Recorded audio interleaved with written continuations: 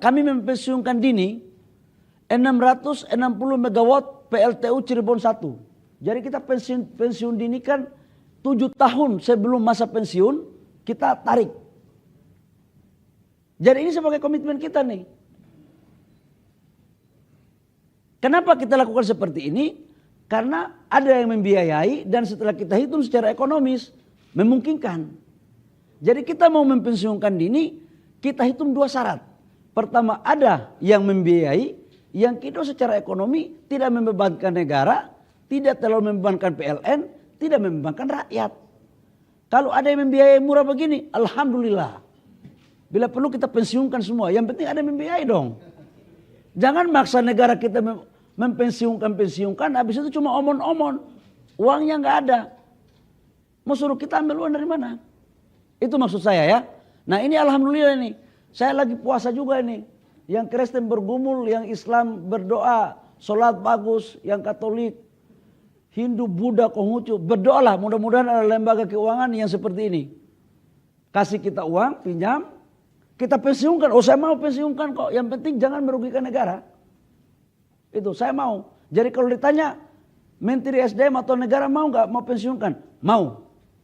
Catatannya kasih cuannya, kasih uangnya, nggak boleh bunga mahal, pinjaman jangka panjang dengan harga sampai ke rakyat yang murah dan tidak membebani terlalu besar subsidi. Andai kan pun ada subsidi, oke. Tapi pada harga yang sekarang jangan dinaikkan gitu loh. Jadi ini tolong ditulis besar-besar teman-teman wartawan. Jangan sampai dianggap bahwa Kementerian SDM nggak punya planning untuk mempensiunkan PLTU. Udah punya nih satu nih. Kapan ini kita mulai Pak Dirjen? 2035. Enggak, mulai kapan kita start ini? 2025 ini ya? 2035 Pak. Kan 2042 tadinya. Ya enggak, kita ganti sekarang mulai kapan? Mulai sekarang kan proses pekerjaannya? Proses administrasinya mulai sekarang Pak. Ya, udah jalan. Iya, udah mulai jalan dengan ADB. Ini sekarang udah mulai jalan. Apa pembiayaan dari mana? ADB. Ah, ya Ibu Dirjen ya, ADB ya. Ah, ya kayak begini-begini paten punya. Jangan maksa-maksa kita pensiun, sumbernya nggak ada. Kita lagi cari penghematan anggaran nih. Nah, berikut.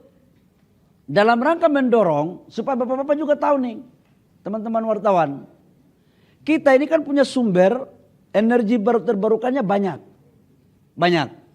Tapi tahu kan, kita ini transmisi kita masih kekurangan. Sumber energinya contoh di Jawa, contoh di Papua, di Jayapura, contoh sumber energinya. Tapi di situ nggak punya jaringan. Ya gimana cara memindahkan? Mau tidak mau kita bangun jaringan. Makanya dalam RUPTL kita bangun kurang lebih sekitar 48.000 kilometer transmisi ya. Sirkuit. Transmisi kita 48.000 kilometer sirkuit. Atau kalau di garis lurus itu sama dengan 8.000 kilometer. Ini bahasa-bahasa canggih-canggih aja nih Pak Dirjen ini. Nah untuk listriknya 71 gigawatt. 71 gigawatt sama dengan 72.000 megawatt. Ini untuk mendorong pertumbuhan ekonomi 8% sampai dengan tahun 2034 selama 10 tahun ke depan. Ini nih. Ini nih. Nah, ini 71 dicatat juga nih. Dari RUPTL yang ada, kita sudah dorong 72% ke EBT.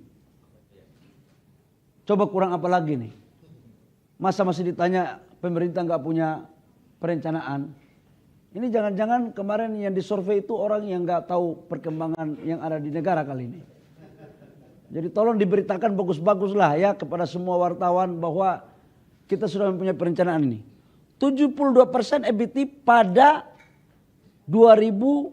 RUPTL 2025-2034.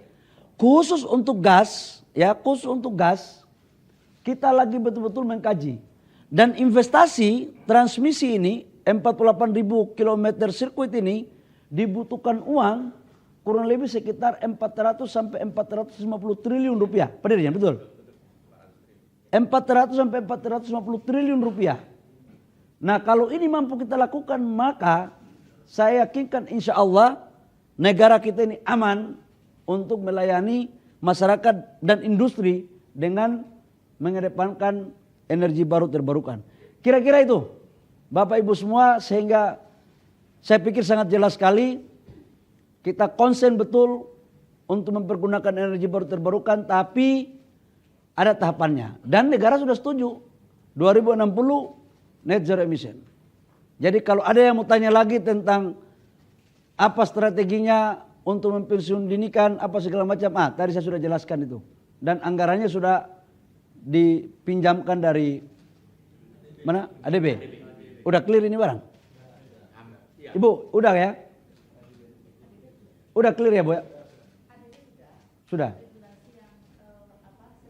Oke, regulasi nanti urusan saya, tapi uangnya udah ada. Oke, teman-teman, saya pikir itu sebagai penjelasan dari saya. Kalau ada pertanyaan saya silakan kepada Ibu moderator. Kalau tidak ada juga itu yang Om suka, kira-kira. Ya, makasih. Assalamualaikum warahmatullahi wabarakatuh. Banyak orang yang mengira seolah-olah Eropa itu udah nggak memakai batu bara. Saya tidak perlu menjelaskan negara mana, tapi ada beberapa negara di Eropa yang sampai hari ini masih meminta batu bara dari Indonesia. Dan bukan untuk bahan baku industri, tapi sebagian masih memakai untuk listrik. Itu katanya negara-negara yang membuat ide besar Paris Agreement. Mereka juga masih pakai batu bara. Jadi kita ini jangan sampai terkecoh gitu loh. Satu, secara geopolitik. Dan itu tadi saya katakan bahwa Pak Trump keluar. Nah memang secara ekonomi, pertumbuhan ekonomi global ini kan masih dalam kondisi yang naik turun ini.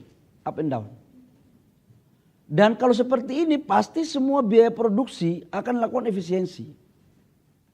Nah salah satu biaya produksi komponen yang besar itu adalah listrik. Dan mereka pasti akan mencari biaya yang murah. Listrik yang murah.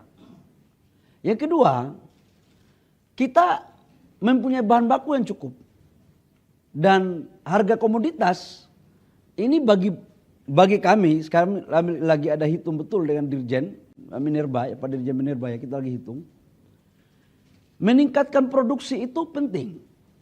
Tetapi kalau produksi dengan harga yang anjlok, ini juga berbahaya. Jadi kita harus menjaga keseimbangan.